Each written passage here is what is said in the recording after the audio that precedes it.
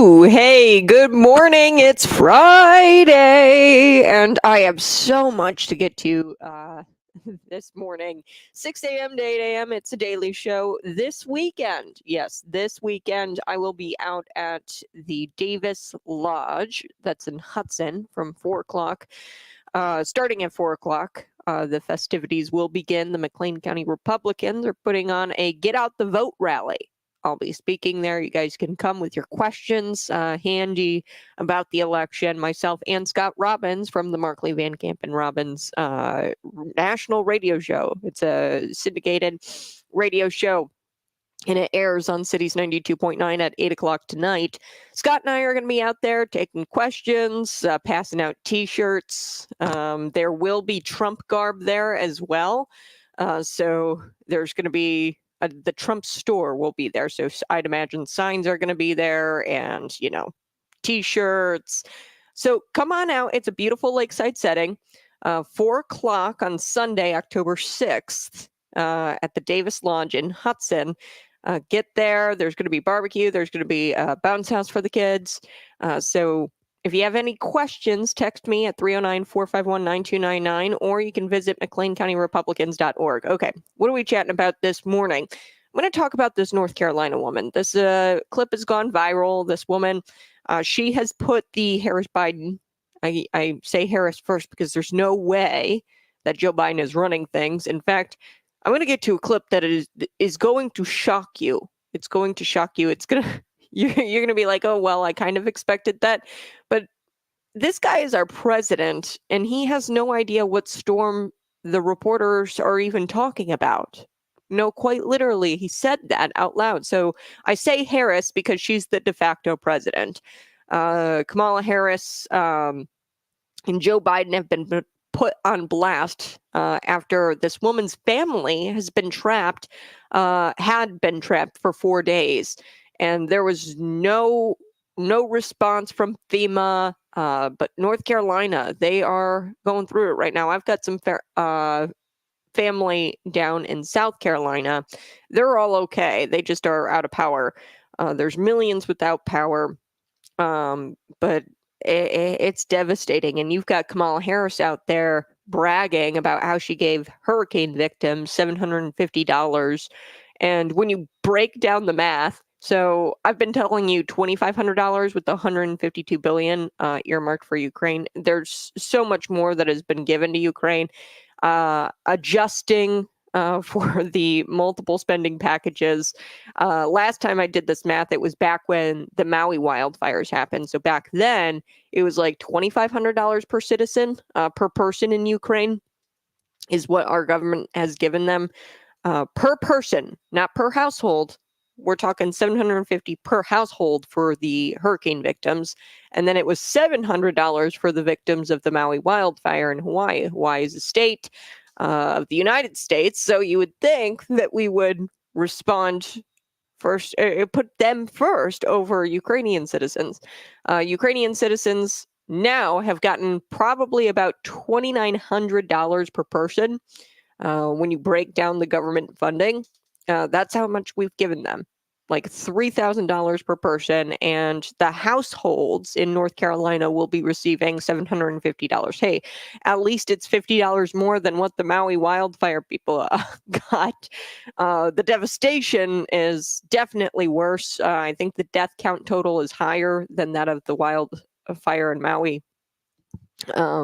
But yeah, it's completely devastating. And you've got Kamala Harris out there bragging about this measly $750 in your economy. Come on.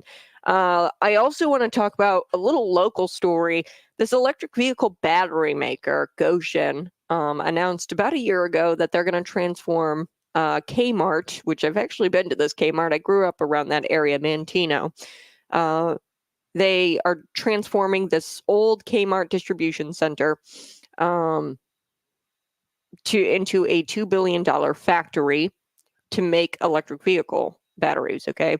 So I know where this is at. I did not know that there is something called a quarry there. So a quarry, it blasts rocks Quite literally, it just blasts debris and rocks. And what used to happen to the Kmart distribution center, those rocks would bust through the roof. There'd be damage.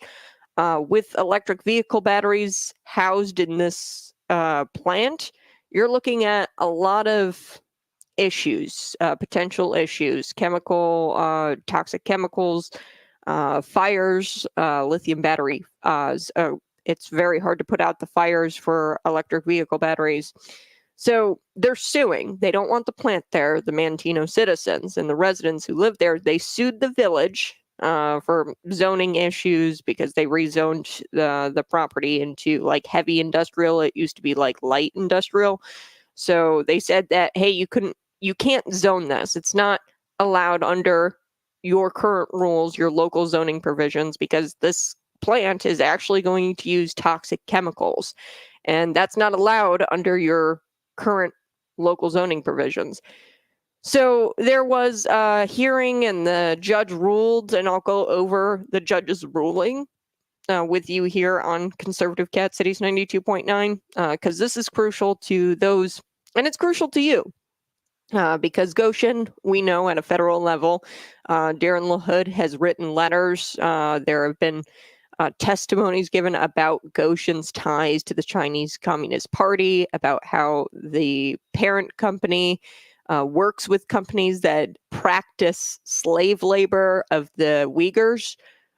So we're going to chat about Gotion. We're going to chat about how the state of Illinois, your tax dollars, over $500 million, has gone towards this plant in a form of a tax credit. So they're getting all kinds of money to be here, not only from the state of Illinois, but you're looking at the feds giving them money as well to be here.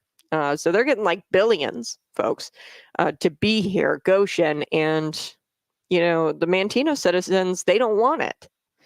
All right, I'm going to get to that story here in just a little bit. But first, let's talk about the East Coast suffering in one of the worst hurricanes in America that America has seen in years. I don't want to say, a lot of people are out there saying that it's as bad as Hurricane Katrina. We don't know the death toll. There's thousands who are missing. We don't know the death toll yet. It is continuing to climb every single day. Now, with Hurricane Katrina, I think it was like conservatively, I'm going to say it was like 1,500, 1,600, somewhere around there, the death toll. Right now, we're looking at about 200 people, the death toll overall for this hurricane. So I don't want to say it's as bad as Hurricane Katrina. It could be, because there's still thousands missing. But point is, this is one of the worst hurricanes we've seen in years in America. So Biden and Kamala, they could care less. They don't even pretend to care. As one of them was on the beach, I bet you can guess who was on the beach, and the other one was campaigning on the other side of the country when all this was going on in California for 4 straight days. Like, they weren't even around. Okay, finally, they've decided, oh, this looks kind of bad on our campaign if we don't respond to this. Let's hold a press conference, right? So Kamala Harris did that the other day. And prior to the press conference, what Kamala Harris did 4 days radio silence, right? 4 days. And all she did on the 4th day was take a photo of herself in her office. It was like on a plane somewhere, and she had her headphones in her ear, and she was like really serious writing down something. But I can't help but like think this was totally staged, because when you look at the jack for her headphones, it wasn't even plugged into her phone that she had on the desk. So while this administration vows to send billions overseas to fund wars in places that you've never been, you'll never be, Americans, their livelihoods are being destroyed by this natural disaster that just took place. It's one of the most destructive, I don't want to say the most destructive hurricane, because the death toll is not as high as prior hurricanes yet, but there are thousands missing. This is terrible. And not to mention that this doesn't even scratch the surface, because agriculture, livestock, that's all been destroyed. So the people in this region and elsewhere, right, there is going to be additional heartache, struggles in years to come. Many families will suffer for years in addition to being stranded right now. The roads are destroyed, they're covered with trees. And this makes you start to wonder, I mean, what is up with the federal government? Is it because it's a swing state? They don't care about these people? I mean, I don't know. This makes me wonder why the federal government could barely be bothered to care when Americans are suffering. Why do they not even like pretend to care? that pretending to care is going to only help your campaign, Kamala. So why not go there and pretend to care? She finally is, because she's gotten all kinds of backlash up to this point. But there has been a significant response from the private citizens, and I want us to take note of that. Everything the government, public sector does, you could do in the private sector. 100%. A lot of what the government does, we could do it in the private sector and it'd be better. I tell you multiple times a day, think about any time you've ever interacted with government or highly subsidized government industries like the airlines, cell phone companies, things like that. Anytime you interact with those industries, it's always a headache. And you're like, oh, this is terrible. Anytime you interact with people at the DMV, it's usually a terrible experience. And I'm just saying, anybody in the private sector could do it 10 times better. But yeah, the private citizens are responding. And this is not Kamala Harris's sole priority, and I just don't understand why it wouldn't be. This is in America. It's an election year. You would think that they would respond. But I want to play this. This is really interesting. We have Joe Biden here being asked by a reporter a question. And this is going to shock you, even for Joe Biden. Let's take a listen. Here we go. What do the states in the storm zone need, Mr. President? Okay. What do the states in the storm zone, what do they need after what you saw today? Oh, in the storm zone? Yes, sir. I'm wondering what storm you're talking about. They're getting everything they need. They're very happy across the board. What do the states in the storm? They have everything they need. They're very happy across the board. What? Okay, so many things to unpack there. One being that Joe Biden was asked by this reporter, what did the states in the storm zone need after you saw them today? And then Joe Biden responds, oh, storm zone? I didn't know what storm you were talking about. What? What is happening? This is the president of the United States. He's not aware of what storm the reporter is talking about after he was there that day. And, after, a week, I would say about a week, Joe Biden has not been there. Okay, this has been going on for a week now. And he was on the beach. He was pictured on the beach when they were all suffering the destruction of the natural disaster caused. And he's on the beach, and then he's asked by a reporter, and then he lies and he says, oh, they have everything they need. I don't think so. I don't think so. I do want to play this clip as well. This is important. Mayorkas, just 3 months ago, was talking about how FEMA is tremendously prepared for hurricane season. Just 3 months ago, he said this, but now I guess we're out of money, and you guys in North Carolina, you're SOL. No, quite literally. Let's take a listen to these back to back. This was just 3 months apart. FEMA is tremendously prepared. This is what we do. This is what they do. And the key here, Rebecca, is also to make sure that the communities who are potentially impacted are prepared as well. And it's not just hurricanes and wildfires, also extreme heat, which certainly some parts of the United States are already experiencing. Secretary Alejandro Mayorkas is sounding the alarm on FEMA funding right after the devastation of Hurricane Helene. Listen. We are meeting the immediate needs with the money that we have. We are expecting another hurricane hitting. We do not have the funds. FEMA does not have the funds to make it through the season. This all comes as the Biden-Harris administration spent over $1 billion from a FEMA program on services for migrants. Attorney General of the great state of Florida, Ashley. All right. So there you have it. That was 3 months part. Action speaks louder than words. I do have to take a quick break, but when we come back, I want to talk about this woman in North Carolina. She is deeply concerned for her family. They've been stranded for several days. Now, this was a couple of days ago. Her clip has gone viral because she put the Biden-Harris regime on blast. And at this time, Biden and Harris were nowhere to be found. Okay, so this was 4 days they were stranded, this family. And she talks about this, and, finally, Biden and Harris have, after several days, responded to the area, but not prior to, this woman and her family being stranded for 4 days. I mean, this is insane. If the people suffering were Ukrainians and not Americans, I can't help but feel that the government would go into overdrive then and actually respond. Or if they were foreign nationals, if they were illegal immigrants. But because these are Americans, the powers that be could care less. All right, I do have to take a quick break. You're listening to Conservative Cat on Cities 92.9.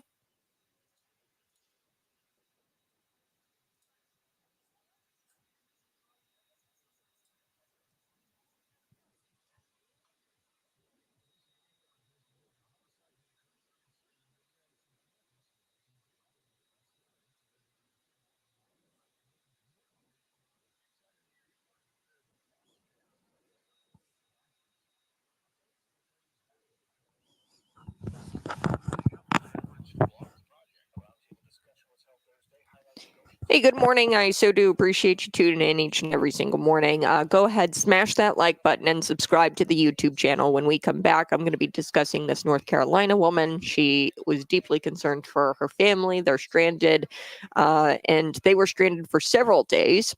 And at this point, when she gave this interview on NBC, Biden and Harris were nowhere to be found. Now, finally, they have shown their faces, but they're not doing much. They're bragging about the $750.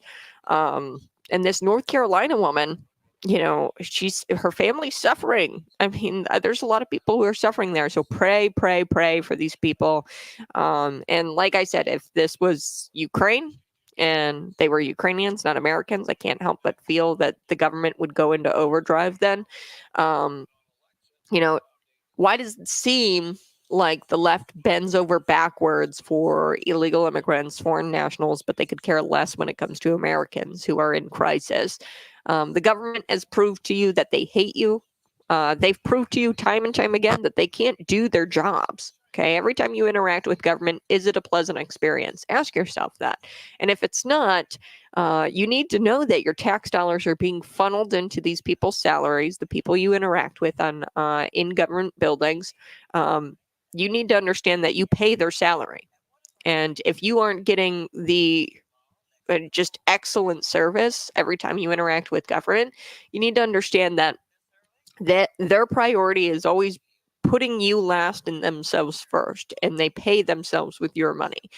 People in the public sector, and I've said this multiple times, and I get a lot of backlash from it because I know that government employees, and I'm not saying all of them are terrible, but I know government employees listen.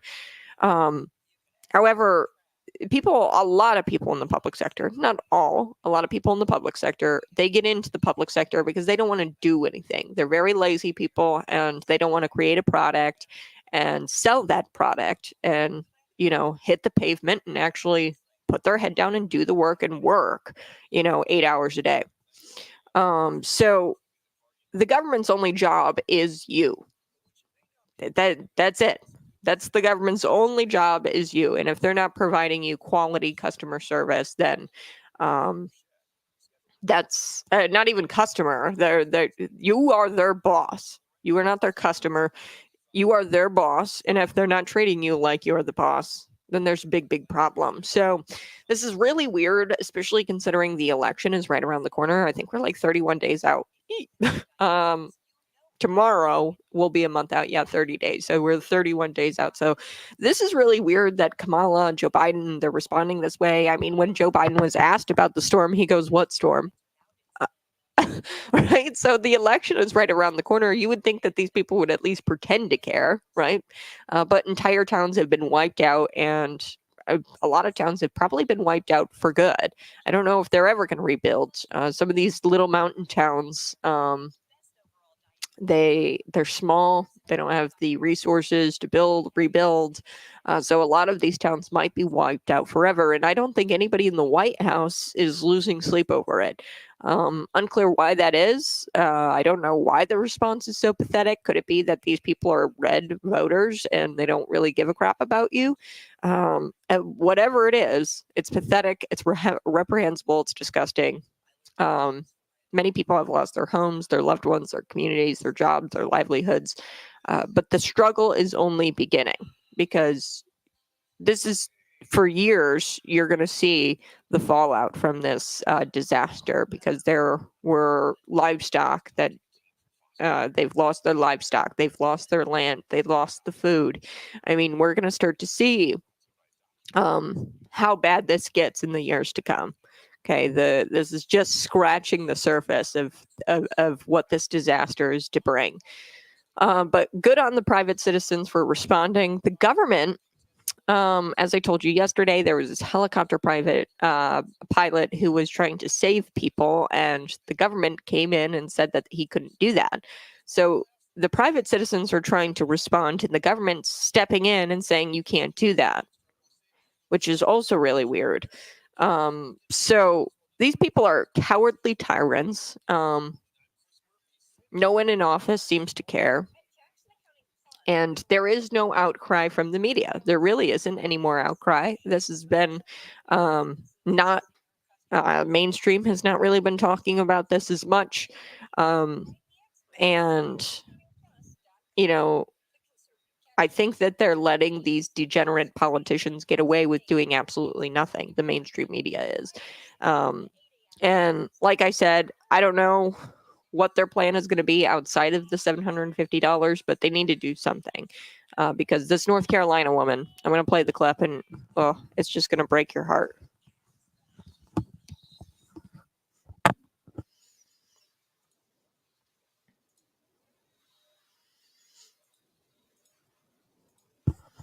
Hey, good morning. I so do appreciate you tuning in each and every single morning, 6 a.m. to 8 a.m. It's a daily show. This weekend on Sunday at 4 o'clock p.m., I'm going to be at the Davis Lodge for the Get Out the Vote rally with the McLean County Republicans. There's going to be a slew of speakers, including Scott Robbins. Scott Robbins from the Markley, Van Camp, and Robbins Show, which you can hear right here on Cities 92.9 at 8 o'clock. We're going to be getting out the vote. There's going to be Trump merchandise. There's going to be Cities merchandise. I'm going to have some T-shirts for you guys. So get out the vote with us on Sunday, October 6th at 4 o'clock at the Davis Lodge in Hudson. There's going to be a bounce house for the kids, too. And this is a really cheap way to get kids entertained, by the way. I know that with Biden inflation, that's kind of a struggle, is keeping the kids entertained on a budget. So this is the place to be. All right, I want to get to this North Carolina woman. This is a really important clip. Actions speak louder than words. All we've got from Kamala Harris after several days of them being MIA, nowhere to be found. Harris was off campaigning in California. Joe Biden was on a beach in Delaware, right? They were nowhere to be found for several days. They finally, yesterday was kind of the day for them to respond. Kamala Harris gave a press conference, and she, talked about the $750 that households are going to get there. I'm going to get to that here in just a second, but this North Carolina woman's story is deeply concerning. Take a listen. Do you think the government is doing enough? Honestly, I don't know how you did not have a formal press conference or something from either President Biden or Kamala Harris. I mean, how do you not say anything for 4 days? They've been stranded for 4 days, and this is the first we've heard from them at all. FEMA is not on the ground there at all. They are not in these cities, not in these towns, and not in these villages. Does your relative have food? Does she have water? Does she have the medication she needs? They have a minimal amount of water. They have a minimal amount of food. They were able to get slightly down the mountain to get a little bit of gas, but they haven't been able to cut their way out yet. When you say They cut have their way been- out, what do you mean? There's trees down. You have to have chainsaws up there to get the trees out of the roads. And that is if the mudslides didn't take the roads out completely.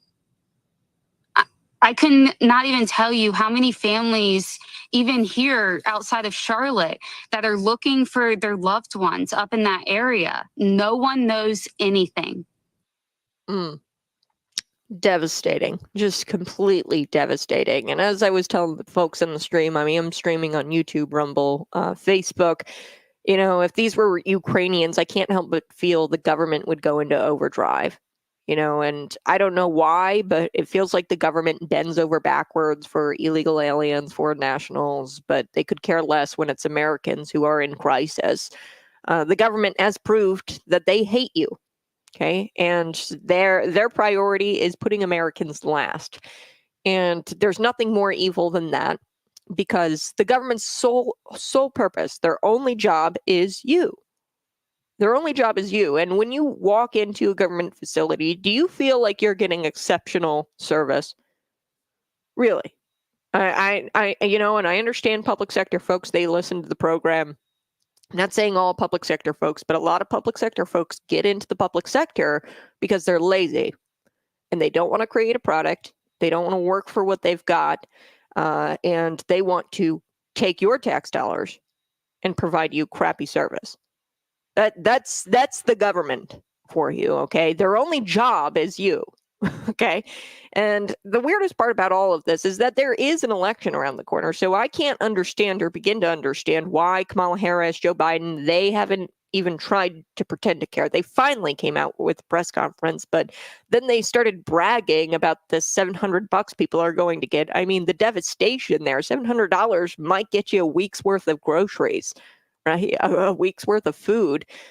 Okay, but if you're stranded and you can't afford a chainsaw, right? With $700, you need a chainsaw, or right to cut your way out of these places. But like I said, the election is right around the corner, and I don't think anybody in the White House is losing sleep over this. Entire towns have been wiped out, probably for good. You know, mountain towns, they're very, very small. They definitely don't have the local resources to rebuild. So people have lost their homes, their loved ones, pets, communities, jobs, livelihoods. I mean, this struggle is only the beginning, okay? Because people have lost their livelihoods. People have lost their livestock, their farmland, their land, their houses. This is going to be bad for years. And nobody currently in office seems to care. Donald Trump is out there. He's providing internet to citizens there with Starlink. He and Elon Musk have been working on getting people internet. Cell phone service, right, is really bad there, specifically Verizon carriers.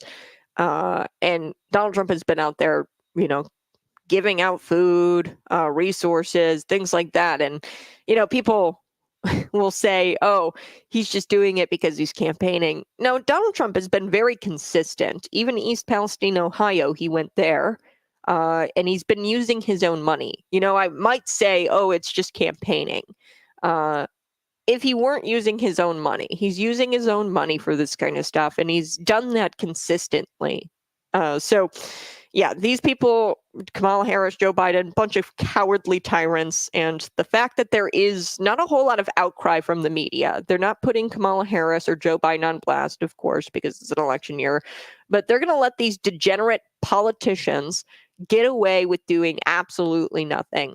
And I don't know what kind of plan they're going to come up with. They need to come up with a plan outside of the $700 that these households are going to get, because and to brag about the $750 is just mind baffling, especially when you understand math. When you do the math, you know, they're giving aid to North Carolina victims, and they're bragging about this one-time check to $750 to people. And really, I mean, look at all the cash you've sent to Ukraine. And when you break it down, the numbers, I mean, it's equates to $2,900 per Ukrainian citizen. That's not per household. That's per Ukrainian citizen. And I mean, at this point, I think Kamala Harris is like campaigning for Republicans. Like, this looks really bad and is bad for her campaign. This is a swing state, too, by the way. I'm going to get to all of that. I'm going to play the little bit from the press conference where Kamala Harris bragged about the $750. That's next on Conservative Cat Cities 92.9.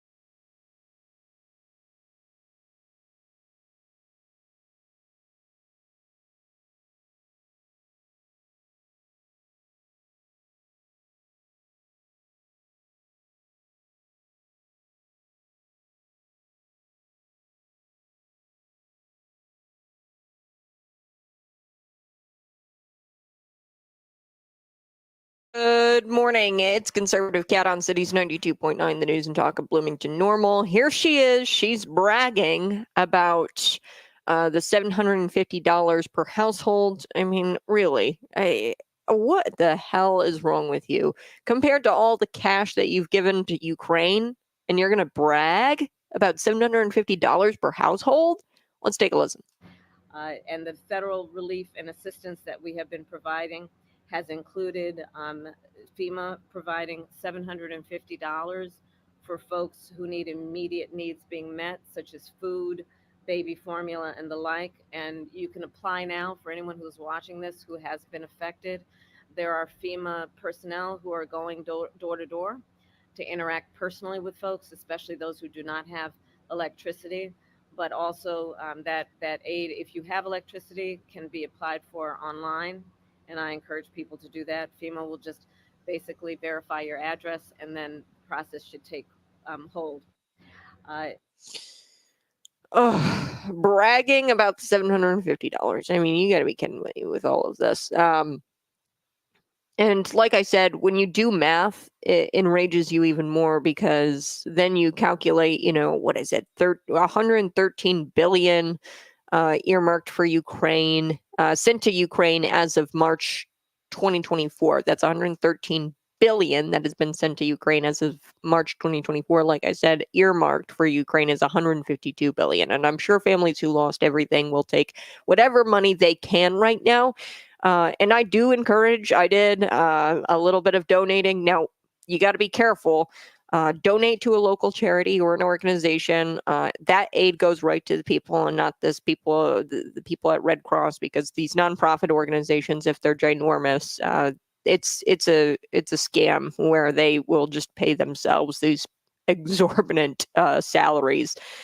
So none of this Red Cross garbage. Go and donate to a local charity. If you need help, I can help you. Or an organization where the aid is going to go right to the people and not to pay the people and the Red Cross. So compared to the $750 per household in North Carolina, you break down that money, $113 billion that has been sent to Ukraine. It breaks down over $2,900 per person in Ukraine. $2,900 per person in Ukraine per person. It's $700 or $750 per household in North Carolina.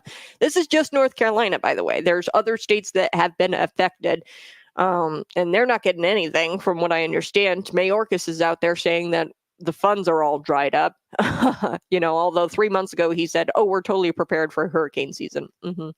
Whatever you say, Mayorkas, but the cost of living in Ukraine is also 70% cheaper, by the way. So $2,900 goes pretty far in a place like Ukraine. $750, not so much here in the United States. So government priorities, I guess. I do want to play this clip because it's important. Congressman, I want to talk about Maui. This is President Joe Biden. Remember the Maui wildfire? They got $50 less per household, so $700 per household. Take a listen to Joe back then. FEMA also authorized one-time payments of $700 per household to folks who've been displaced, so they can do the immediate things of just taking care of medications and prescriptions that they so badly need. FEMA also... Okay, so I wanted to play that. That's fairly important because you're starting to see a pattern here where it's consistent. Americans are always second. And you've got Ukrainians getting $2,900 per person. Back then, when you calculated, it was $2,500 per person in Ukraine with all of the money that we had sent over there. $152 billion is earmarked for Ukraine in total. For the last time I checked, it might even be higher now. Who knows? I mean, because you got congressmen like Bill Keating, and this was back in April, and I want to play this. This is very crucial for you to listen to, because this is the type of people you elect. Okay, Congressman Eric Swanson. You've got Congressman, even Darren LaHood has voted for funding Ukraine. Okay, so it's very crucial you know who your congressmen are. Mike Bost is a Republican who's voted for funding for Ukraine. Okay. This is a Congressman, Bill Keating, okay, and he essentially gave President Zelensky a blank check. Just take a listen. Here we go. This is back in April of 2024. Hello, sir. Bill Keating from Massachusetts. And I Massachusetts. have something that you're really going to like. Yeah, Come on, this is the official tally of the yeah, vote yes, I see. for the supplemental aid. Yes. And look at that vote, 73%. Yes, thank you so much. 73. That's a good vote. Good, very good. Thank you very much. Okay, so he gives him the vote totals affirming the U.S. support for Ukraine. This congressman hands it over to President Zelensky. And it's just really a slap in the face to Americans, and he gets, blank checks, President Zelensky, all of the time. And I am not a heartless person, okay? Like I said, I got friends who have come from this war-torn country and are seeking refuge here in the United States, Ukrainian friends. And it's tragic what's going on there. But this is a war we're not winning. Ukraine is not winning, okay? And at some point, you've got to say, what do we do to stop the carnage? What do we do to stop the bleeding over there? Quite literally, the bleeding. How do we get to a place of peace? One, never elect Joe Biden in the first place. Two, it's an election. It's an election year, and election day is 31 days away, and you know what to do to stop the heartache in Ukraine, to stop the poor response here in America to natural disasters, because now this is a pattern. We have Maui wildfires, we have East Palestine, Ohio, we have North Carolina and Hurricane Helene. There is a pattern here of them not even pretending to care, really. When Joe Biden was asked, hey, the states in the storm zone, what do they need after you were there today? And he goes, what storm? You didn't even know what storm the reporters are talking about. I mean, come on. All right, I do have to take a quick break, but when we come back, I do want to get to the electric vehicle battery maker, Gotion. They announced that they're going to transform this vacant Manteno, Illinois Kmart distribution center into a $2 billion electric vehicle battery making factory. They're going to produce toxic chemicals in this factory, and the Manteno citizens, the residents there, they sued the village, they sued Gotion. They're arguing that the plant will use toxic chemicals. It could cause a fire that the Manteno Fire Department wouldn't be able to extinguish. They wouldn't be able to keep it under control because lithium battery fires are very hard to control. And they argued a lot in this lawsuit. Representing the citizens, Robbie Doobie, he explains the motion. Explains how the judge denied a motion from the village in Gotion for judgments on the merits of their case. Okay, so that's kind of a win. Now, in total, the case was dismissed. Okay, the case was dismissed, but it was dismissed on the procedural part. Okay, she said that it was too long, the lawsuit, and they had to boil it down. So I'm going to get to that story here next on Conservative Cat Cities 92.9.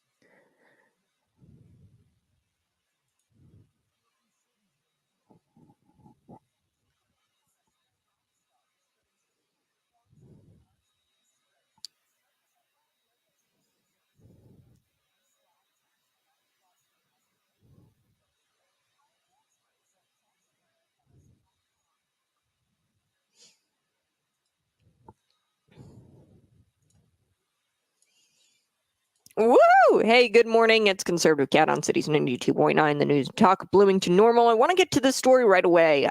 So it's Gotion. This is an electric vehicle battery maker. They're planning to build out this $2 billion factory in Manteno, Illinois, in this former Kmart distribution center. Okay, so Manteno residents, they're sick of it. They don't want it. They're arguing that the plant will use toxic chemicals that are not allowed under the current local zoning provisions. Okay, so they rezoned it, the village of Manteno, they rezoned it into heavy industrial.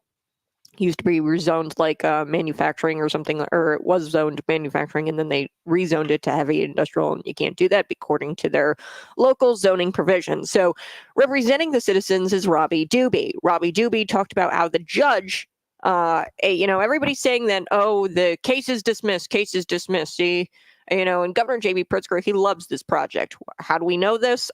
He has earmarked over $500 million in tax credits to this electric vehicle battery maker, Gotion, to this company, who has ties to the CCP, by the way. Oops. So they went before this judge, and this judge, actually, it's not a total loss. She did dismiss the case, but she did also deny the motion from the village in Gotion for judgments on the merits of the case. So essentially, you've got Gotion saying, oh, you can't sue us for this. You can't sue us for nuisance. You can't sue us for rezoning. You can't do this. And the judge came out and said, no, they can. They can definitely bring these claims forward. And I'm not going to rule based on the merits of this case. However, the judge did rule against them when it came to the procedure. Okay, the procedural side of this, because the claim was too long and they have to shorten it. Okay, so quote from the judge, the complaint reads like a novel or a thesis rather than a well-pled complaint. So she dismissed without prejudice, which is big. I've got to take a quick break. We're going to wrap this story up at the top of the hour. Plus, I want to get to FEMA and how they're focusing in on diversity. What the heck does that mean when it comes to responding to this hurricane disaster? They're prioritizing equity in this assistance. Interesting. We're going to talk about it here next on Conservative Cat, Cities 92.9, the news and talk of Bloomington Normal. I'll be right back.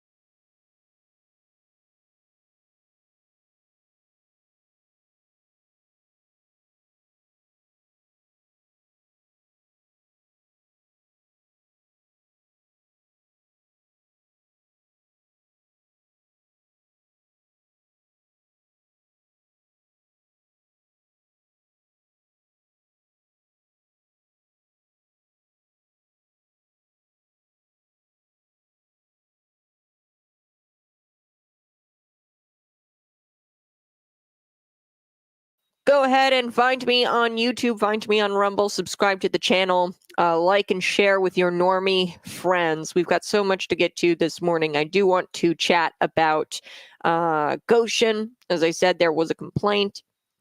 The judge dismissed the complaint from the Manteno citizens. Representing the Manteno citizens is Robbie Doobie. Robbie Doobie talked about how this is actually a victory. You know, and a lot of the mainstream, they're going to paint this as, oh, the case is dismissed, and these silly Manteno residents, how dare they come up against Gotion? This is going to provide jobs. Don't you know that this is going to provide jobs for the area?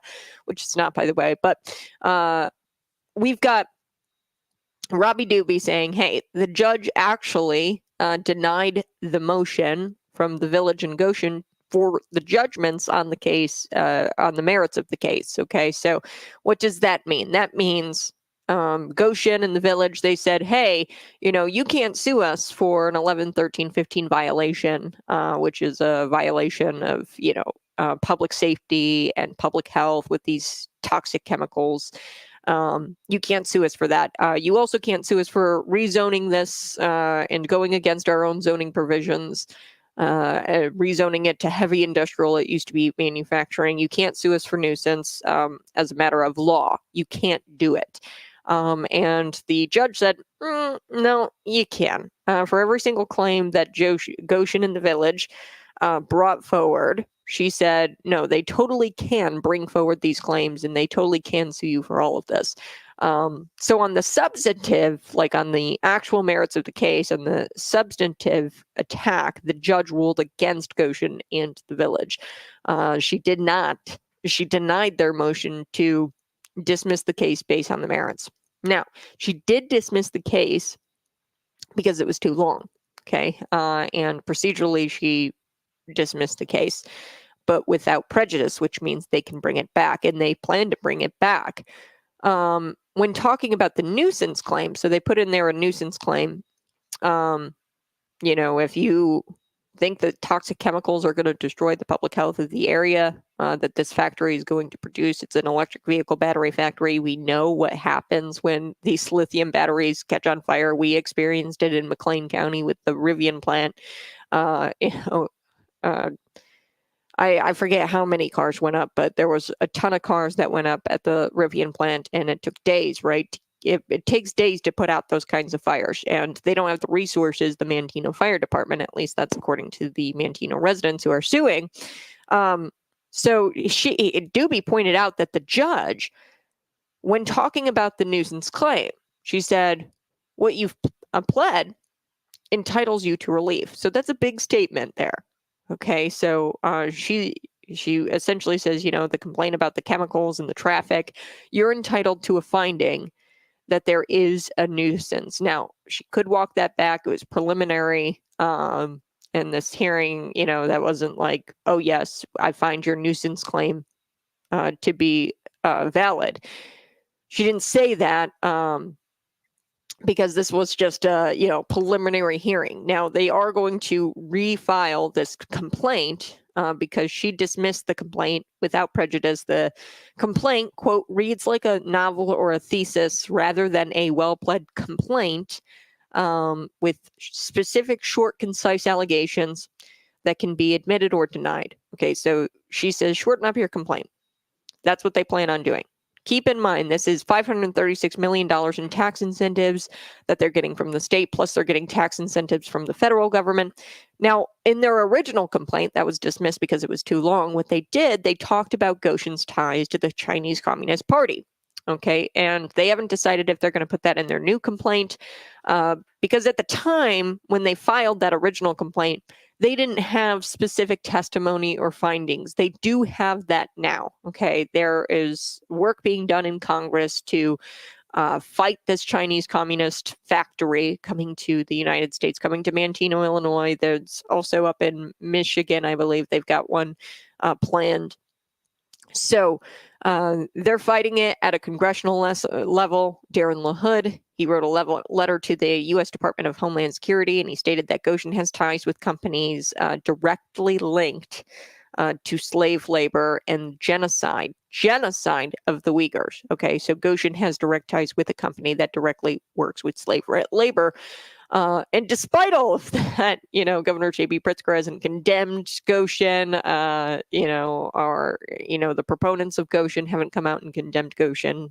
They are allowing them, and in fact, applauding their proposal to come here to Illinois, despite their connection to the Chinese Communist Party and despite their connection with companies directly linked to slave labor of the Uyghurs and genocide of the Uyghurs. So this is huge. I don't want to say it's a total victory because obviously their complaint got dismissed, but it was dismissed on the procedural side of it. They're still going to refile. And what looks optimistic is that the judge denied their motion, Gotion and the Village. She denied their motion to judge on the merits of the case. They wanted a judgment on the merits of the case, and she said, no, I'm not doing that right now. And she said, essentially, that the Manteno citizens had every right to bring forward a nuisance claim, to bring forward these claims. And it is not a matter of law that, Gotion tried to say, oh, you can't even sue us. Give me a break. All right, I do want to talk about FEMA. This is a really important story because you're probably scratching your head wondering why FEMA hasn't done anything on the ground there in North Carolina, Tennessee. There's several states impacted by this Hurricane Helene. But FEMA has been prioritizing equity. Okay, this is the diversity, equity, inclusion. This is go woke and go broke. Everything woke is a disaster. Okay, so FEMA is prioritizing equity in this hurricane disaster assistance as residents fend for themselves. Okay, private sector folks, they're the ones responding to this. You had a guy in a helicopter trying to save people, and then FEMA, government, it was some sort of local fire department and local city officials. They said, you can't do this, otherwise you're going to get arrested. He goes, what? I'm saving people. You're going to arrest me, the guy who's saving people, with my helicopter? But that's where we're at in America, where the government is they're just so awful. They're so awful and they hate you. I don't think you need any more reason. But so FEMA, they're prioritizing equity. What does that mean? Also, this hour, I want to talk about the California mayor who told Gavin Newsom to go screw where he can go stick his ban on voter ID. So this California mayor, she wants to implement and via question to the voters, a question to the constituents. They overwhelmingly voted, yes, we do want voter ID. The law does not apply. So Gavin Newsom tried to get it to where the voter ID would be shut down, although you can't do that. The law doesn't apply because it's unconstitutional. Okay.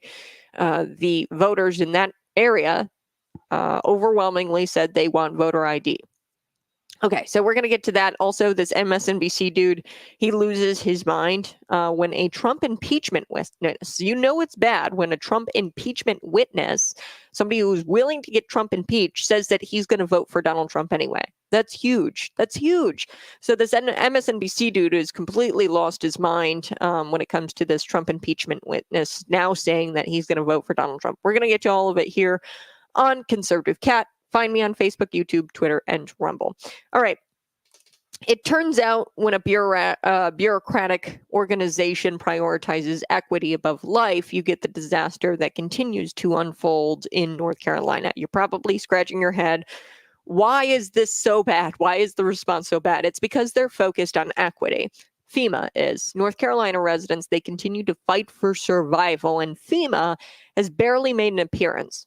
Okay, now you've got Mayorkas out there saying that they don't have enough money, probably because they gave all kinds of money to illegal aliens. What was it, 600 billion? I don't know what it was. It was an outrageous number where they, through a FEMA program, they gave illegal aliens healthcare, they gave them phones, all that. Okay, so North Carolina residents, they're continuing a fight for survival, just basic survival. And FEMA hasn't even made appearances in some of these mountain towns that have been wiped out, probably for good. These hurricane victims have received, more help from the private citizenry, private companies. than they have gotten from FEMA. Okay. Everything, like I said, that is done in the government sector can be done by the private sector, and the private sector would outpace the government sector tenfold. Okay. Every time you go to a government service or you have to interact with government, I know it's an unpleasant experience every single time. They take your money, they run the government very inefficiently, and private citizens can do it much better, I promise you.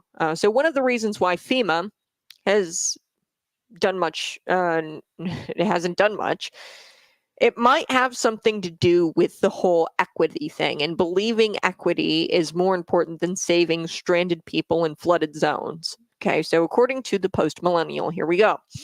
Almost 150 people are dead, thousands are missing, and millions are without power because of the Hurricane Helene's path of destruction through 6 different states. Yet the Biden-Harris administration's Federal Emergency Management Agency, FEMA, has been revealed to focus on equity as their top goals. As part of their top goals is to focus on equity.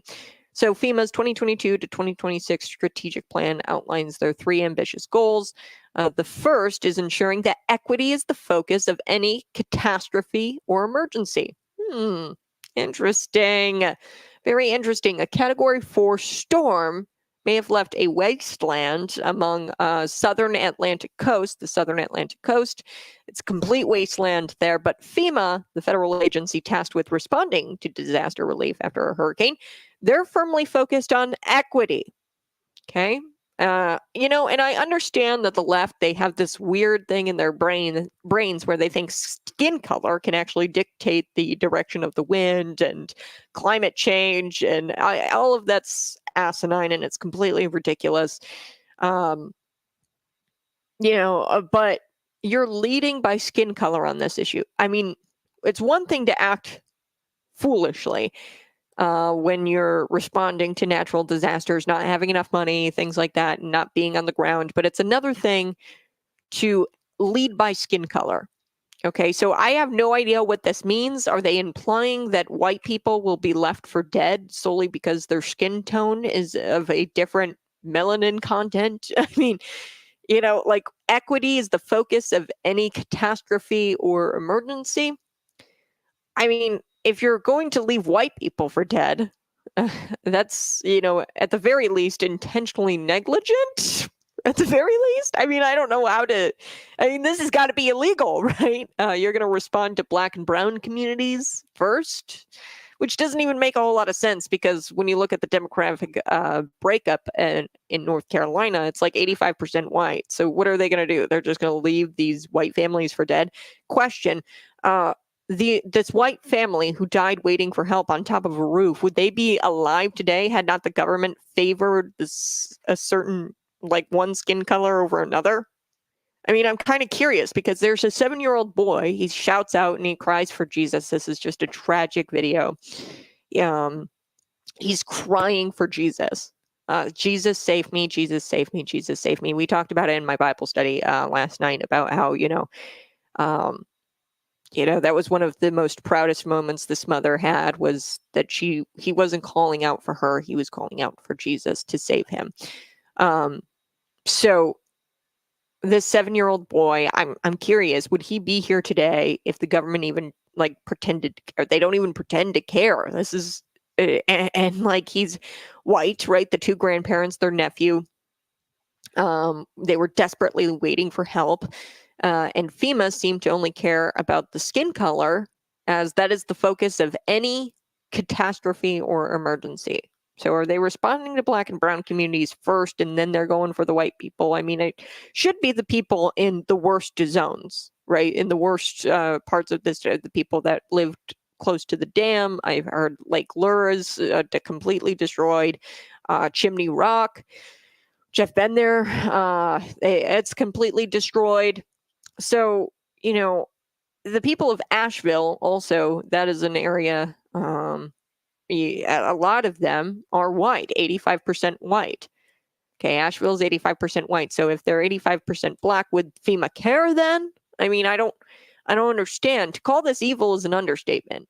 Their lack of response to this crisis is an example of future Kamala Harris. We know this. If Kamala Harris somehow manages to be selected, she's going to always favor foreign nationals. She's going to always favor Ukraine at the expense of American citizens. But she's barely spoken on this. Kamala Harris has barely gotten out there. She's did like one press conference, and I can't help but feel like, where's Kamala? Oh, and is she going to talk about Micah? Does she care? Does she know about the 7-year-old who cried out to Jesus on a rooftop and died? Okay, I mean, you would think that she'd be doing everything humanly possible to get these people help. But it seems like FEMA is being very selective in who they help because of equity. We know that equity is, providing more resources to people who are traditionally marginalized, right? And this is Black and brown communities, and they're going to help those people first. But I mean, Asheville, they're 85% white, hardest hit. Are they going to send care? Are they going to respond to this area just because they're not Black? I mean, you're not going to respond. So the government hates you. They could care less about being moral. Morally, you would go and you'd help the most damaged areas first. I mean, that's the way to objectively go about this. Go to the areas that were hardest hit, and cut down the trees, chop up the wood in the roads to try to get people out of their homes who are trapped in their homes. This is tyrannical. This is really tyrannical, and that's an understatement. That you have FEMA openly saying that, quote, the plan outlines 3 bold, ambitious goals to meet this challenge. Okay, and it continues. The goals position FEMA to address the increasing range and complexity of disasters, support the diversity of communities we serve, and complement the nation's growing expectations of the emergency management community. I don't understand it. They want to focus. The equity is going to be the focus of any catastrophe or emergency. I mean, that's just truly incredible that they come out and say that out loud. All right, I do have to take a quick break, but you're listening to Conservative Cat on Cities 92.9. We'll be right back.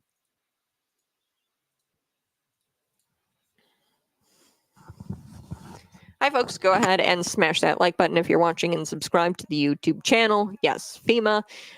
They came out and they have a 2022, 2026 to 2026 plan that says, hey, let's focus on equity.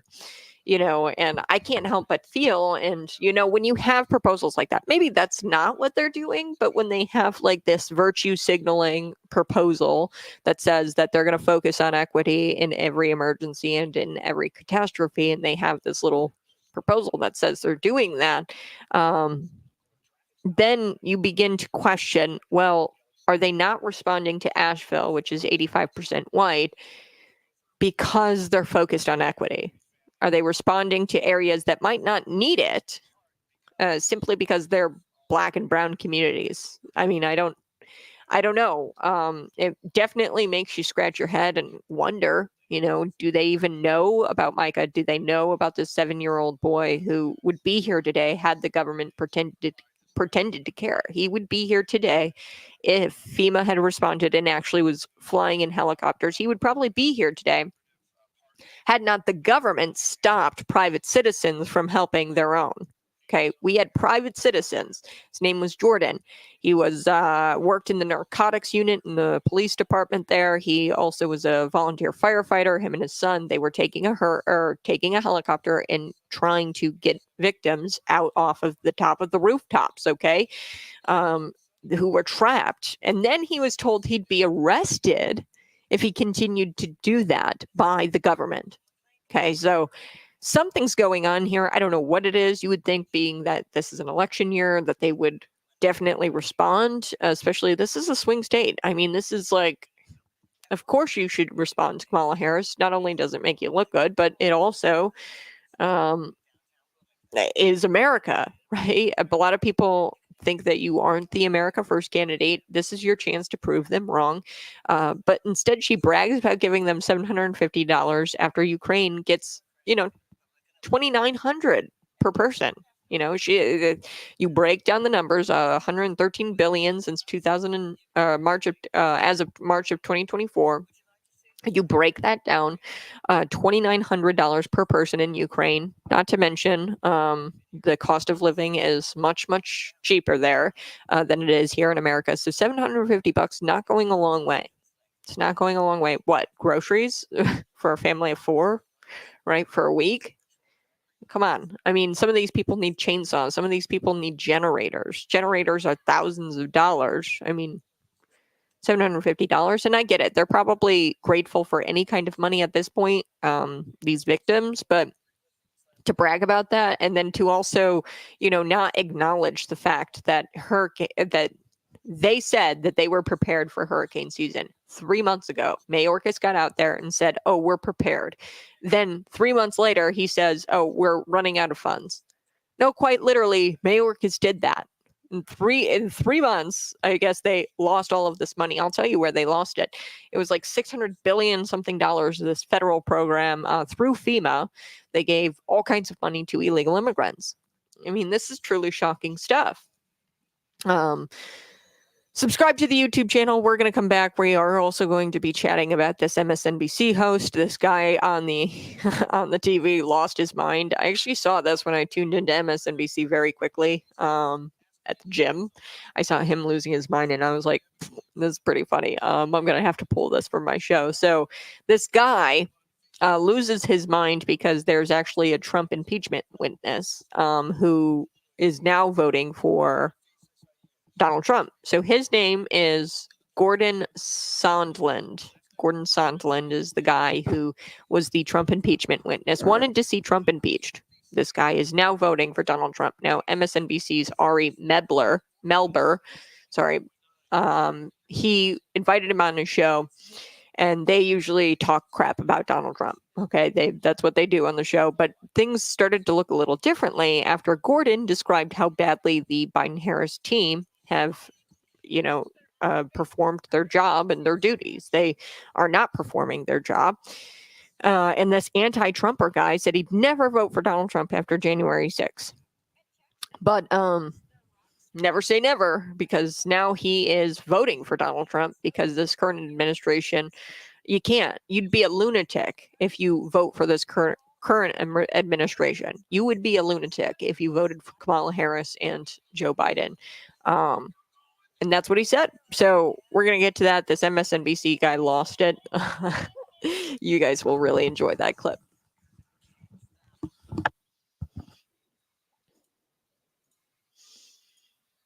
Woo! Good morning. Hey, it's Conservative Cat on Cities 92.9. 31 days from the election. We will have election coverage for you. I'm very excited. We're going to have 2-hour shows from 7 to 9 p.m. I'm going to have a whole slew of candidates on for you that day, but we're also going to be providing you what little results probably will trickle in, because now we have 2 weeks after the election where people can where people can vote by mail, and you have to accept those mail-in ballots even 2 weeks postmarked after the election. Okay, so you have to accept those mail-in ballots now in the state of Illinois. There's other states that don't do that. But yes, there is an election coming up. If you have questions about that, you can head on out to the Davis Lodge, where I will be with Scott Robbins from the Markley, Van Camp, and Robbins Show. We will be at the Davis Lodge in Hudson on Sunday, October 6th at 4:00 p.m. So head on out there. There's a beautiful lakeside setting. There's food. Go to McLeanCountyRepublicans.org for more information. Okay, I do want to talk about, we'll start with California. I want to talk with California, then we'll get into, because I already chatted with you about FEMA and how they are prioritizing equity over, in every catastrophe and emergency. That's what they said. They said, we're prioritizing equity. Not sure what that really means. Does that mean, because Asheville is 85% white people, that they're just gonna, oh, too bad, you're not a black or brown person, you don't live in a black and brown community, so you're not going to get the help that you need. These people in Asheville continue to beg for help, and because they're white, they're not getting the support from FEMA. I don't know. But it definitely, when you have policies and when you have, guidelines like this, equity, when you prioritize equity above all else, right, then people begin to question, is it because I'm white I'm not getting money? Is it because I'm white that I'm not getting the resources that I need to, save myself? So it's very interesting. All right, I do want to talk about these California lawmakers. There is a little thing called the Constitution. It seems like California lawmakers and Illinois lawmakers, they override any kind of law. And they think that they can override they think that they can override the Constitution by passing laws.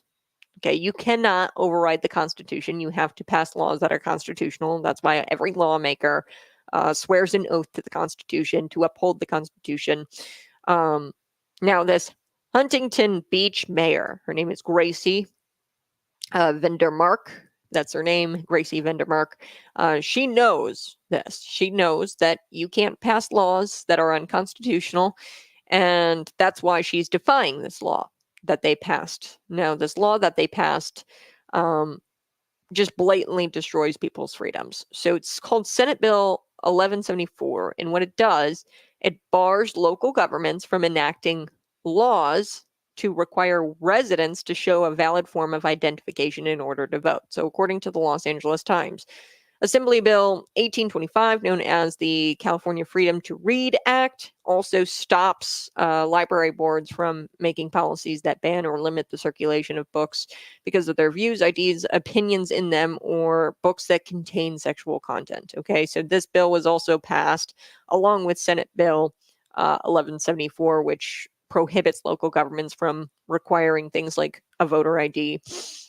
They also passed this library bill that bans or limits it stops library boards from making policies that ban or limits the circulation of books that have sexual content in them. Okay, so you are effectively taking the control away from library boards. With this, there is no point of having local governments. If local governments can't enact their own ordinances, if library boards can't make their own policies, what's the point of even having them? Okay, so now we've got this mayor and this attorney.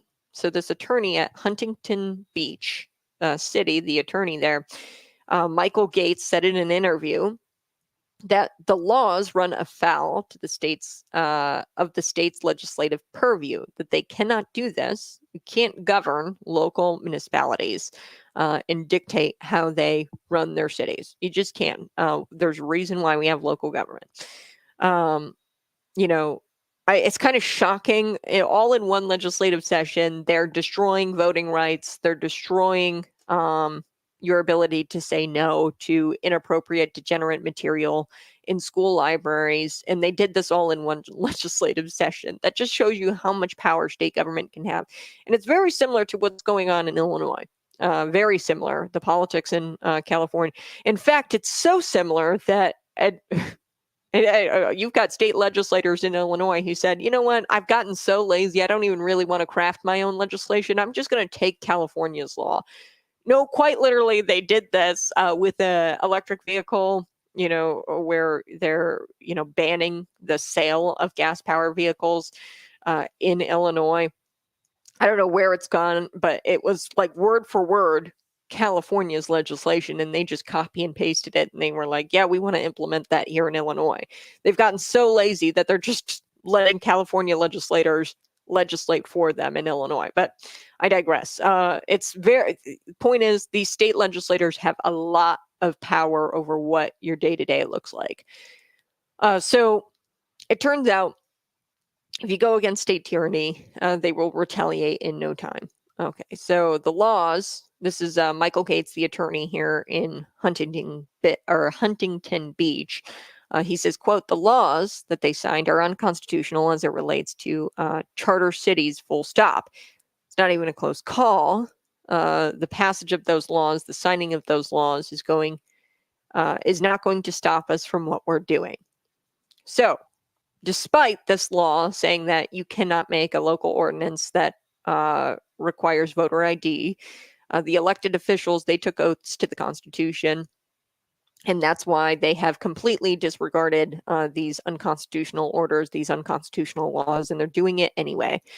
So big round of applause to these local officials who said, you know what, no, you are blatantly in violation of the Constitution, and we're going to do it anyway.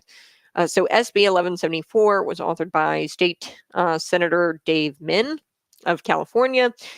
And he says, oh, no, you have to follow the laws. You have to follow the laws that we make. And he goes on and he says, he gives this really annoying answer, and he says, quote, you have to provide evidence of widespread voter fraud. I've repeatedly told Huntington Beach City Council members pushing this issue that if they were to produce any kind of evidence of widespread voter fraud, I would lead efforts to change California's voter eligibility rules. They have not produced any such evidence. Okay, so this is the guy who created this law. And, I love how he says you have to prove widespread voter fraud. It's very interesting he uses widespread voter fraud because the term widespread, it's probably easy to find evidence of voter fraud, generally speaking, and small instances of voter fraud, but widespread voter fraud is harder to prove. And, it's really interesting how he chose his words carefully there. You can tell he's a politician. He goes, you need to provide evidence of widespread voter fraud. There's voter fraud that happens generally, but he doesn't want to look at any of that. He wants widespread evidence, right? But that's not how laws work, okay? These are supposed to be laws are supposed to act as a deterrent. Like, do we just wait for the voter fraud to take place? This state representative or state senator, he says, we cannot have 100 different charter cities making up 100 different different sets of voting rules based on fringe conspiracy theories. Look, pal, are we just going to wait for widespread voter fraud to happen? The laws should act as a deterrent. Okay, we might not have the evidence of widespread voter fraud right now. Keyword widespread, but shouldn't we pass laws to, deter that? So the city is not going to bend the knee to any of these demands. This anti-parity law, I want to get to this in California because this is really interesting. There's checks and balances in place, and your local officials totally have control over what happens in your local area. And it doesn't matter what the state passes. If it's unconstitutional, you don't have to follow it. With solar panels, right?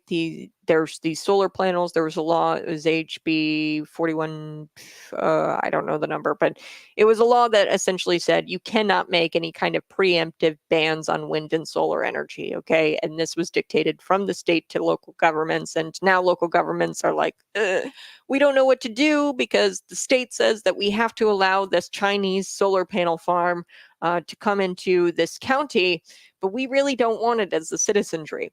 Well, there's a little thing called private property rights. There's a little thing called, your right to public safety, public health. If you feel that these solar panels are a threat to that, you can say no. Okay, county government can say no if they believe that the law is unconstitutional. And that's what this California mayor is doing. They actually took it to the ballot, the question, hey, would you be in favor of voter ID in this city, in Huntington Beach City? Would you be in favor of that? And the voters all voted yes. Yes, we would be in favor of voter ID. So, you can't unconstitutionally demand that these residents here, when they said that they want voter ID, you can't constitutionally demand that, or unconstitutionally demand that they bend the knee and not implement that. All right, I do have to take a quick break, but you're listening to Conservative Cat. We're going to break down the California parity law, where they tried to ban parity in the state of California. Governor Gavin Newsom tried that. We'll be right back with that next.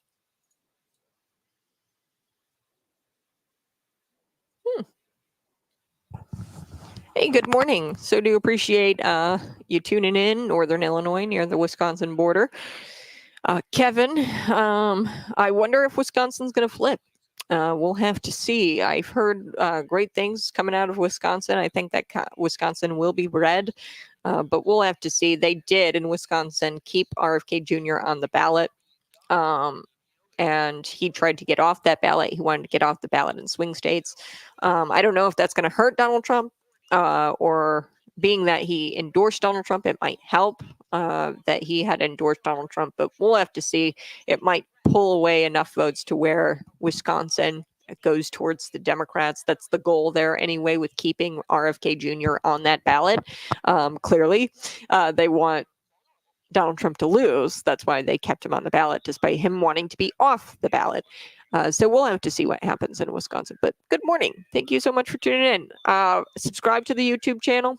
And like this video and share this out with your friends. When we come back, there is this judge that struck down Governor Gavin Newsom's anti-parody law. It attempts to really criminalize politically incorrect thoughts. Okay, so parody, you have a right to create parody videos, okay? Now, I think morally you should mark it as parody, especially with AI-generated deepfakes, things like that. If you're going to make a parody, you should clearly mark it as such morally, but you don't have to, right? That's not a law. You can make parody videos, and it's up to the consumer to decide whether or not that is a parody or if it's real, and if you think that it's real, then you're an idiot. Don't know what to tell you. But a federal judge, they paused a new California state law that cracked down on the use of AI-generated deepfakes, okay, targeting political candidates in political candidates. So this happened after Elon Musk, of course, he created a video that was mocking Kamala Harris, and it was clearly a parody video. In fact, he labeled it as such, a parody video. You can't make parody illegal in America. This is America. And I think it's really interesting that you had people suing to block this legislation. People want to, interact with the political process, and they want to interact in a fun way. Okay, this campaign ad was parody, and it was funny. But you've got, Governor Gavin Newsom, who's all butthurt about it. And he doesn't even care that Kamala Harris is out there purposefully misleading people. But we're going to play Elon Musk's parody that Gavin Newsom wants to get rid of. And, there's checks and balances. And that's really important, that we remember that there's checks and balances. Your county government is a check and a balance to the state government. If your state government passes something that's unconstitutional, your local government does not have to abide by that. So yeah, they're trying to destroy everything in California. They want sexual content to be circulated in these library books. They've taken the power out of library boards' hands to vet or to look at some of these books that they put in the children's sections through a law. They said you can't do that anymore. You can't, stop the circulation of books just based on the materials inside the books, which is ridiculous. We're talking about school libraries. We're talking about library boards, city libraries. They're forced to put essentially pornography in children's sections. I mean, that's what they did in California. They also are going up against this little town where they want voter ID. And they brought it to the voters. Voters said, yes, we're totally cool with voter ID. Then they tried to make a law to ban voter ID in counties in that state. And, you had the state senator who brought that forward, SB 1174. He said you can't have 100 different cities making up 100 different voting rules, sets of voting rules. Why not? I mean, it really, I don't understand why you can't have different rules for every county. That's what makes, this country so great, is you get to choose where you get to live, right? And you can choose to live in a county that closely aligns with your political affiliation. And that's the beauty of living in America, because we have local government. and you get to choose where you want to live based on their laws and the way they do things there. Then he goes on and he says, I've repeatedly told Huntington Beach City Council members pushing the issue that if they want to produce evidence of widespread voter fraud, then I will be the first person to, lead efforts to change California's voter eligibility rules. But they haven't produced evidence. So I think it's really interesting. He says widespread voter fraud. Probably because it's probably really easy to prove voter fraud just generally, but widespread is probably a little bit harder. But here's the thing, that's not how laws work. We don't want to prevent widespread voter fraud. He wants evidence of widespread voter fraud to change the law. I mean, how about we change the law preemptively so that way we can avoid widespread voter fraud? Am I right?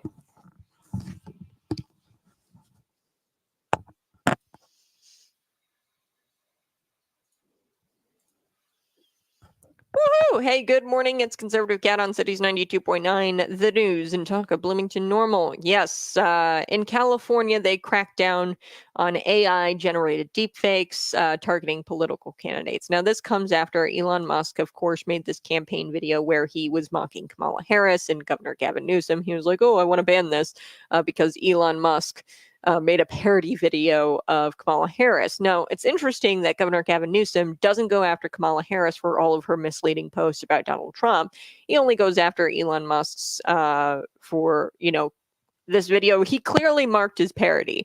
Okay, this is parody, and parody should not be illegal in America. Let's take a listen to the parody video here. I, Kamala Harris, am your Democrat candidate for president because Joe Biden finally exposed his senility of debate. Thanks, Joe. I was selected because I am the ultimate diversity hire. I'm both a woman and a person of color. So if you criticize anything I say, you're both sexist and racist. I may not know the first thing about running the country, but remember, that's a good thing if you're a deep state puppet. I had 4 years under the tutelage of the ultimate deep state puppet, a wonderful mentor, Joe Biden. Joe taught me rule number 1, carefully hide your total incompetence. I take insignificant things and I discuss them as if they're significant. And I believe that exploring the significance of the insignificant is in itself significant. Talking about the significance of the passage of time, right? The significance of the passage of time. So when you think about it, there is great significance to the passage of time, and there is such great significance to the passage of time. Another trick is trying to sound black. I pretend to celebrate Kwanzaa, and in my speeches, I always do my best Barack Obama impression. So hear me when I say, I know Donald Trump's type. And okay, look, maybe my work addressing the root causes of the border crisis were catastrophic, but my knowledge of international politics is truly shocking. The United States shares a very important relationship, which is an alliance with the Republic of North Korea. It is an alliance that is strong and enduring. And just so it goes on, but this is parody. Okay, you can't make that illegal. This was a campaign ad that was a parody, and honestly, it was probably one of the most truthful ads about her. Okay, so Kamala Harris is out there constantly misrepresenting what Donald Trump says. He was at a rally, I think it was in Pennsylvania, and he shouted out and he goes, thank you so much, you Carolina folks, or something like that. It was a group of North Carolinians at the Pennsylvania rally, and he clearly was pointing to them and addressing them at the Pennsylvania rally. And Kamala Harris, she tried to frame it as if Donald Trump didn't know where he was at, that he was in Pennsylvania, and that he mistakenly thought that he was in North Carolina or something, which is so silly. You're misrepresenting the facts. If you would have watched the entire rally, he consistently addressed a group of people that were from North Carolina. A lot of times what the Trump rallies, if you've ever been to one, what he'll do, or what somebody headlining him will do, is ask, is there anybody from Illinois here? And then people shout, and they're usually all congregated together. Is there anybody from California here? And then they'll all shout, if he's at a Pennsylvania rally. And then there's multiple factions because people come from all over the state to see, or all over the country to see him speak. I do have to take a quick break, but when we come back, I think I'll be able to get to this. I want to get to this MSNBC guy completely losing his mind now that a Trump impeachment witness. He was a never Trumper. He's voting for him now. So this MSNBC host, Ari Melber, lost his mind because this never Trumper is all of a sudden voting for Trump. So I'm going to be right back with that. It's Conservative Cat on Cities 92.9.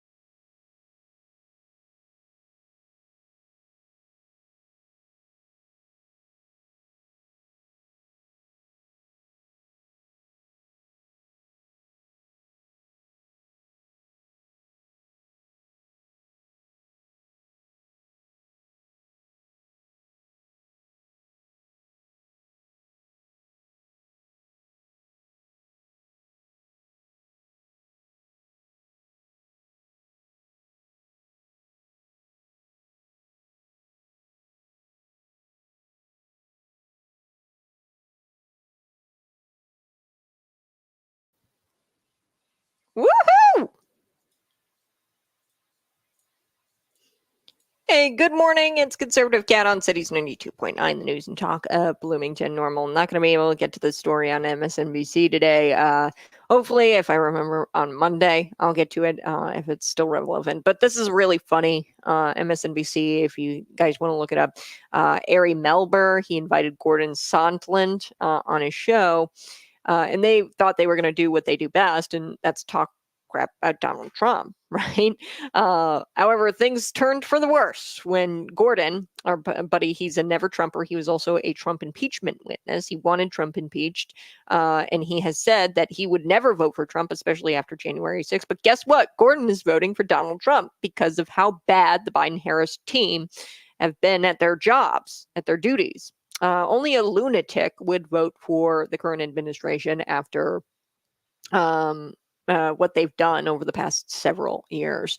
Okay, so there's no, I mean, why you can't vote, you can't justify voting for these people. So this MSNBC host completely lost his mind, interrupted him, began shouting, said, that's so striking. That's so striking. I thought you said it was a no for me after January 6th. And here you are right now saying that it's a yes for you, voting for Donald Trump. And he goes, yeah. I'm voting for Donald Trump. It is a yes for me. It's an absolute yes for me, says Gordon. He says that's how badly the Biden-Harris team have prosecuted their jobs. And it's so funny. This is one of the most undemocratic elections. There is absolutely nothing more undemocratic than installing your candidate. Okay. And they say January 6th, the biggest threat to democracy, Donald Trump, blah, blah, blah. No, what's a big threat to democracy is installing your presidential nominee. I think that's a bigger threat to our democracy than anything that happened on January 6th. It was a bunch of funny hats, people wearing funny hats and being ushered into the Capitol. Okay, that's what January 6th was. It was a bunch of people with funny hats and the Capitol Police allowed them in. All right, and then one Trump supporter died. A Trump supporter died, Ashley Babbitt. All right, I've got to go, but you guys have a blessed rest of your day. Also have a blessed weekend. I will see you on Sunday, October 6th at 4 o'clock at the Davis Lodge in Hudson. It's a beautiful lakeside setting with a bounce house for the kids. You can get food as well. Find your tickets at McLean-CountyRepublicans.org. And for more information, you can go there. But bye-bye. Love you. We'll do it all over again on Monday morning. Have a safe weekend. I'll talk to you soon.